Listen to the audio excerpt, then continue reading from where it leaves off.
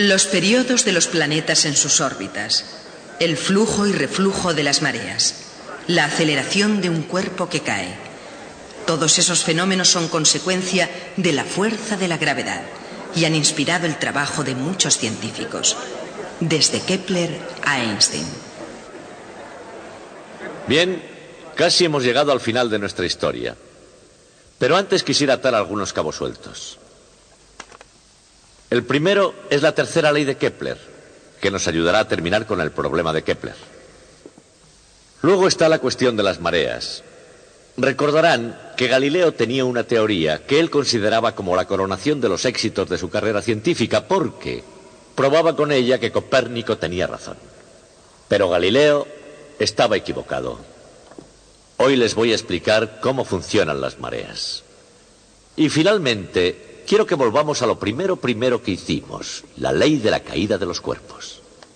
La gravedad aplica una fuerza a cada cuerpo justamente de modo que hace caer a todos con la misma velocidad. Se le ocurrió a Albert Einstein que tenía que haber una poderosa razón para que eso fuera cierto. Y buscando esa razón, descubrió nada menos que una nueva teoría del universo. Y esos serán los cabos sueltos de hoy. Así que vamos a comenzar. Galileo Galilei escribió un famoso libro que le causó un montón de problemas. 250 años más tarde, Charles Louis Dodson, otro matemático, escribió otro libro igualmente popular. Las matemáticas de Dodson eran tan respetables y casi igualmente olvidadas como la época victoriana en la cual se publicaron. Sin embargo, como Galileo, siempre será recordado, pero bajo su seudónimo literario, Lewis Carroll. Y solo mientras haya niños que aprecien el arte del puro disparate. Ha llegado el tiempo, decía la morsa, de hablar de muchas cosas, de zapatos y barcos, de lacre, de colores y reyes, de por qué el mar está hirviendo de calor y de si los cerdos tienen alas.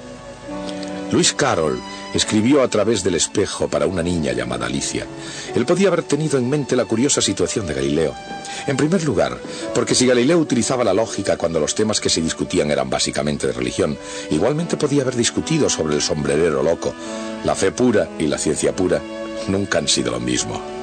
Así, naturalmente, cuando los eruditos de la Iglesia escudriñaron el telescopio de Galileo, lo hicieron por el cristal en plan ignorante. Y ante su insistente defensa de Copérnico, comenzaron a examinar qué podía haber allí de herético. Como es natural, un cargo tan serio nada tenía que ver con la fantástica morsa o los cerdos con alas, pero sí tenía algo que ver con la razón por la que el mar hirviente tiene mareas. Para Galileo, aquellas mareas eran más que el flujo y el reflujo de los océanos de la Tierra. Eran su evidencia de que la Tierra realmente se mueve. Existen mareas, argumentaba Galileo, porque la Tierra se mueve alrededor del Sol, y desarrolló una teoría con todo detalle que explicaba cómo sucedían exactamente las mareas. Teoría que Galileo consideró como el punto álgido de su carrera científica. Pero si hubiera tenido razón, solo habría una marea alta cada día, y ocurriría justamente a mediodía. La triste verdad es que la teoría de Galileo sobre las mareas era toda papel mojado. Las mareas avanzan y también retroceden, pero como muy bien se puede comprobar con solo un poco de paciencia y de observación, lo hacen 2 veces al día. Para entender ese comportamiento de las mareas, es preciso una mirada más amplia. En el sistema Tierra-Luna, la Tierra y la Luna giran alrededor de un centro de masa común, punto que de hecho se encuentra en el interior de la Tierra a unos 3/4 de distancia entre el centro de la Tierra y su superficie. El extraño movimiento oscilante de la Tierra, visto desde esta perspectiva, es realmente una órbita kepleriana del centro de la Tierra alrededor del centro de masa del sistema Tierra-Luna. Pero solamente el centro de la Tierra está exactamente en la órbita correcta. En el lado más próximo a la Luna, la gravedad de esta es demasiado fuerte, y el agua de ese lado es atraída hacia ella formando un abultamiento. En el lado opuesto, la gravedad de la Luna es demasiado débil para mantener el agua en su sitio, y así allí también se abomba hacia afuera tratando de escapar.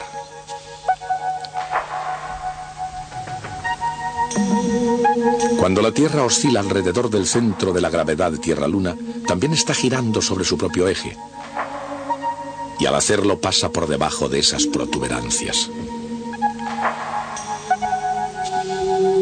En los lugares donde la Tierra en su rotación pasa debajo del agua que se ha elevado, ocurren las mareas altas. Y en los puntos entre ellos se suceden las mareas bajas. 2 mareas altas y 2 mareas bajas cada día. Y cada día también el Sol juega su papel en el continuo drama de las mareas. Como la gravedad del Sol tira fuertemente de la Tierra, igual que la de la Luna, contribuyen las mareas de la misma forma que la del Sol, aunque el Sol sea mucho mayor. El efecto del Sol es aproximadamente la mitad que el de la Luna, porque está a mucha más distancia de la Tierra. En luna llena y en luna nueva, la Tierra, el Sol y la Luna se encuentran en línea recta y entonces los efectos del Sol y de la Luna sobre las mareas se refuerzan el uno al otro y dan lugar a las pleamares más altas y a las bajamares más bajas. Altas y bajas, las mareas suben y bajan porque la Tierra se mueve. Al escribir su teoría, Galileo no se equivocaba al alzar su pluma en defensa de Copérnico. Aquella era una batalla aislada, pero por lo menos en principio no estaba solo. En 1618, 2 años después de que la Iglesia amonestara a Galileo, advirtiéndole que cesara de enseñar tan peligrosas ideas, Johannes Kepler publicaba un libro llamado La Armonía de los Mundos. Más que un argumento sobre la verdad de Copérnico, aquel libro era la prueba de Kepler de que él mismo no había estado viviendo una mentira. Kepler no solo intentaba desenvolver y exponer los secretos del universo, trataba de conjuntarlos y explicarlos todos en un libro que fuera una síntesis de geometría, música y astronomía que abarcase todo. Desde Platón y la Edad de Oro, ninguna obra podía equipararse a la ambiciosa naturaleza de La Armonía de los Mundos de Kepler. Y cuando Newton escarbó en las ideas de Kepler, encontró tesoros matemáticos de incalculable valor. Puede que haya sido tedioso examinar cuidadosamente una música que no se podía oír, fantasías que no se podían entender y modelos planetarios que se entendían aún menos. Pero qué remunerador debe haber sido desenterrar las 3 leyes de Kepler. Según Newton, la primera ley de Kepler decía que las órbitas de los planetas eran elipses. La segunda ley establecía que el radio vector de un planeta barría áreas iguales en tiempos iguales. Y finalmente, la tercera ley decía que el cuadrado del período de cualquier planeta es proporcional al cubo de su semieje mayor. Pero, ¿por qué? Integrando la segunda ley de Kepler a lo largo de un periodo completo, se obtiene que el periodo de un planeta es proporcional al área de su órbita, pero también es inversamente proporcional al cociente entre el momento cinético y la masa. Esta relación es verdadera para muchas formas de movimiento. Por ejemplo, sería cierta si el sistema solar girase como un cuerpo sólido y todos los planetas tuvieran el mismo periodo. También sería verdadera si los sistemas solares giraran como un vórtice, con cada planeta teniendo el mismo cociente entre su momento cinético y su masa. Entonces, el período de cada planeta sería proporcional al cuadrado del área de su órbita. Es también verdadera en el caso del movimiento real de los planetas.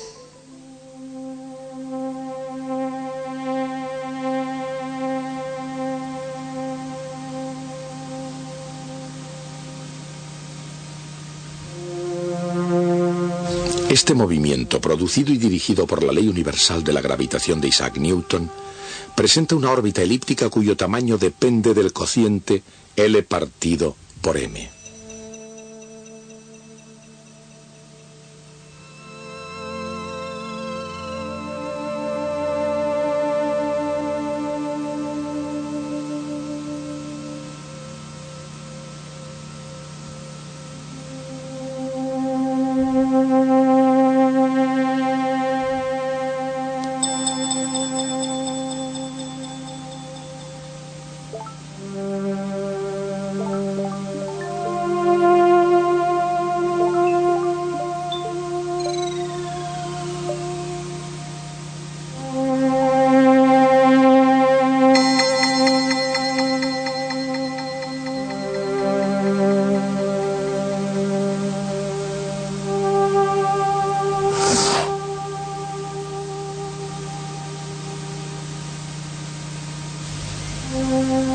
Así, finalmente, 4π al cuadrado, la constante gravitatoria y la masa del Sol relacionan t al cuadrado con a al cubo en cada planeta.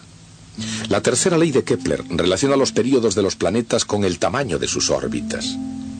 Y es una relación sencilla, elegante y en conjunto profunda. Por supuesto, la historia de la ciencia se puede ver como una serie de conexiones igualmente penetrantes. La arriesgada conexión entre una idea copernicana y la teoría de las mareas de Galileo. La conexión entre el Sol ascendiendo, la Luna ascendiendo y las mareas ascendiendo sobre la Tierra. La conexión entre estos tres unidos y encadenados en una órbita eterna. La conexión entre las órbitas de todos los planetas y las tres leyes de Kepler del movimiento planetario. La conexión entre las tres leyes de Kepler que explican cómo se comportan los planetas y las leyes de Newton que explican el porqué. Y finalmente, desde la ley de la caída de los cuerpos de Galileo a la tercera ley de Kepler, a la mecánica de Newton y a su ley universal de la gravitación, la conexión explica el universo mecánico. Pero algunas cosas raras en el universo parecían estar fuera del alcance incluso de la explicación de Newton y parecían requerir un cambio, no solo en la naturaleza de la gravedad, sino en el significado del espacio y del tiempo. Para Albert Einstein, el enigma de la gravedad, el tiempo y el espacio no era de pequeñas consecuencias. Era un rompecabezas que prometía ser un gran desafío y, si se resolvía, la respuesta a quizás algunos de los misterios más profundos del cosmos. Como Newton antes que él, Einstein comenzó con la ley de la caída de los cuerpos. Galileo no comprendió completamente la gravedad, ni nadie lo haría hasta Newton. Pero Galileo descubrió el hecho de que todos los cuerpos caen con la misma aceleración constante. ¿Por qué la fuerza de la gravedad conducía a tan extraño resultado? Al calcular la aceleración en la caída de una manzana, se simplifica la masa y queda la misma aceleración para cualquier cuerpo que cae. Pero, ¿por qué es así?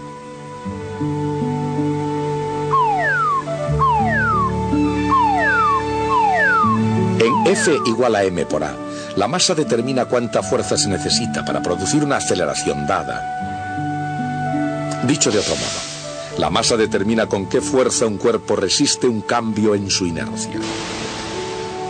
Esta propiedad de un cuerpo no tiene nada que ver con la gravedad. Se llama la masa inerte. En la ley de la gravedad, la masa determina con qué fuerza un cuerpo atrae a cualquier otro cuerpo en el universo. Esta propiedad no tiene nada que ver con la inercia. Se llama masa gravitatoria. Isaac Newton comprendió que la ley de la caída de los cuerpos significaba que esas dos masas completamente diferentes debían ser exactamente lo mismo para cada cuerpo en el universo. ¿Pero por qué? ¿Por qué la masa gravitatoria es siempre igual a la masa inerte? ¿Podría ser eso una coincidencia cósmica? Por regla general, los científicos no hacen mucho caso a fenómenos que puedan explicarse mediante coincidencias. Albert Einstein no le hizo ningún caso. Pensó que debía haber en la naturaleza una ley más profunda que hiciera que la ley de la caída de los cuerpos, en vez de ser un misterio, fuera algo tan sencillo que resultara perfectamente obvia. Y el principio que Einstein eligió se convirtió en la base de su teoría de la relatividad. Se llama el principio de equivalencia, es decir, equivalencia entre gravedad constante y aceleración constante. Imaginemos un experimento en el que objetos diferentes con diferentes masas caen todos con exactamente la misma aceleración, llamada g. Puede que eso suceda porque el laboratorio está sobre la superficie de la Tierra. Lo mismo sucedería también si el laboratorio estuviera lejos de la Tierra y de cualquier otro objeto. Digamos que en un espacio intergaláctico. Sucedería si el laboratorio estuviera acelerando hacia arriba con aceleración g. Todos los objetos en el interior, obedeciendo a la ley de inercia, no acelerarían, pero parecería que todos ellos caen con la misma aceleración constante. Albert Einstein comprendió que la ley de caída de los cuerpos y la misteriosa igualdad de masa gravitatoria y masa inerte se podrían explicar perfectamente de ser cierto lo siguiente. Ningún experimento de ninguna clase, realizado totalmente en el interior de ese laboratorio, podría determinar si los objetos caen porque la gravedad tira o porque el laboratorio está acelerando hacia arriba en el espacio. La idea parece casi demasiado sencilla para ser verdad, pero Einstein no se la tomó a la ligera. Se preguntó cómo saldría el experimento si se realizase con un rayo de luz. En un laboratorio fuera, en el espacio, la respuesta era fácil de ver. Si el cohete acelera hacia arriba mientras el rayo de luz lo cruza, este parecería inclinarse un poquito hacia abajo. Pero, ¿qué sucedería en el caso de la Tierra? La respuesta se obtiene del propio principio.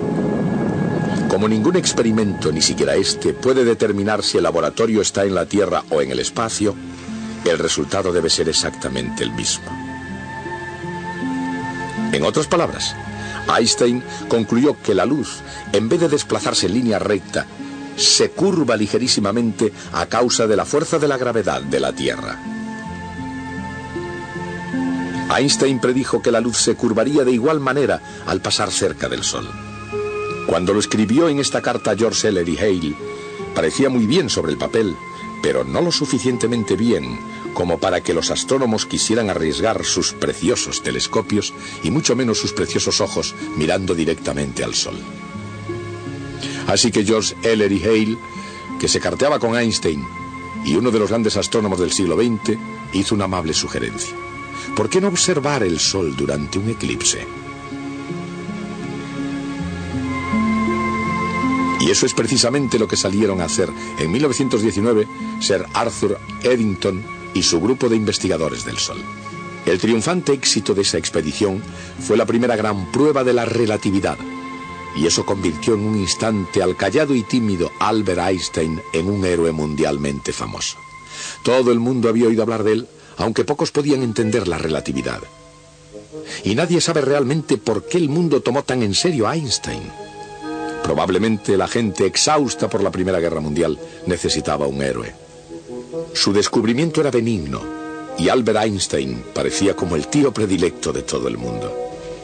Se convirtió también en un símbolo para todos los científicos, sin importar que solo unos pocos pudieran entender la gran obra de Einstein.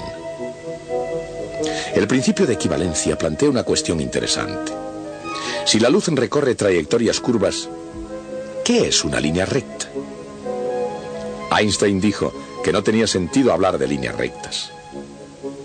El propio espacio es curvo. No solo el espacio, sino también el espacio-tiempo. Eso quiere decir que el espacio y el tiempo cambian cuando se mueven a través de campos gravitatorios. Pero, ¿cómo se relaciona eso con la física de Newton? En su ley de movimiento, Newton decía que un cuerpo con movimiento rectilíneo continuaría ese movimiento en línea recta hasta que una fuerza externa actuara sobre él. Si no hay líneas rectas, ¿qué sentido tiene la ley de la inercia? En un mapa plano o en una carta marina, la trayectoria más corta entre dos puntos es la familiar línea recta que los une. Pero no en la superficie de una esfera. Ahí la trayectoria más corta entre dos puntos no es una línea recta, sino un círculo máximo. Generalizando diremos que la línea más corta entre dos puntos de cualquier superficie se llama geodésica. Decía Einstein que la luz de las estrellas no puede realmente desviarse por la fuerza gravitatoria del Sol. En lugar de eso, se puede decir que viaja inercialmente por el camino más corto entre cada dos puntos en el espacio-tiempo curvo local. A cualquier observador le parece que se curva.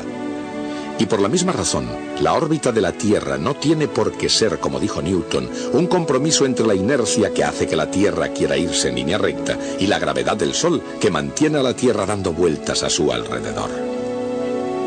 La Tierra, como la luz, se mueve inercialmente, sin fuerza ninguna, a lo largo de una geodésica del espacio-tiempo local creado por la presencia del Sol. Dicho de otra manera, el espacio-tiempo curvo, o incluso solo el espacio curvo, puede crear la apariencia de una fuerza, incluso si no hay ninguna. Imaginemos dos seres comenzando un viaje que obedezca a la ley de la inercia a lo largo de lo que ellos creen ser dos líneas rectas. Pero como se encuentran sobre una esfera, realmente son círculos máximos. Al cabo de algún tiempo, comienzan a aproximarse de nuevo, como si fueran arrastrados por una misteriosa fuerza que puede que ellos incluso llamen gravedad. Einstein hizo exactamente lo contrario. Eliminó la fuerza de la gravedad, reemplazándola por la curvatura del espacio-tiempo.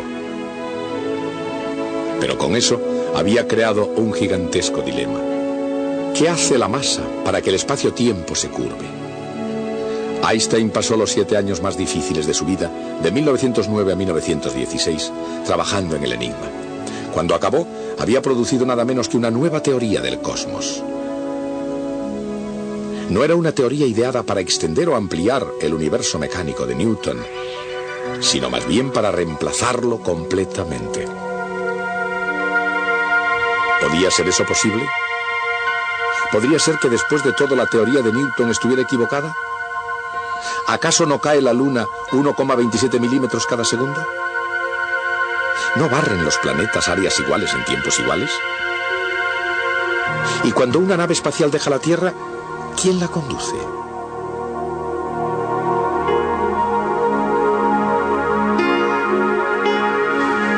Por supuesto, las leyes de Newton siguen funcionando tan bien como siempre. En la mayor parte de los lugares y momentos, el universo de Newton y el de Einstein son tan casi idénticos que solo los más precisos instrumentos científicos, forzados hasta los límites de sus posibilidades, podrían detectar las pequeñísimas diferencias. Pero hay momentos y lugares en el universo donde las condiciones son tan extremas que solo la teoría de Einstein puede explicarlas. Por ejemplo, cuando una estrella muy grande, una estrella mucho mayor que el Sol, agota su combustible nuclear, comienza a desplomarse bajo su propia gravedad. Parte de su masa vuela hacia afuera en una violenta explosión. Pero sin una fuerza suficiente para oponerse al derrumbamiento, la caída hacia el interior continúa hasta que la gravedad se hace tan intensa que el propio espacio-tiempo se extiende y se curva hasta convertirse en un punto de curvatura infinita llamado agujero negro. Como cualquier proyectil ordinario cayendo a tierra, la luz y absolutamente todas las demás cosas son absorbidas por esa aterradora concentración de masa. Es necesaria una inmensa cantidad de masa concentrada en un espacio muy pequeño para producir un agujero negro. Sí, existen los agujeros negros o son restos de gigantescas estrellas que se han derrumbado o pueden ser primitivos restos del Big Bang, del instante en que comenzó el universo.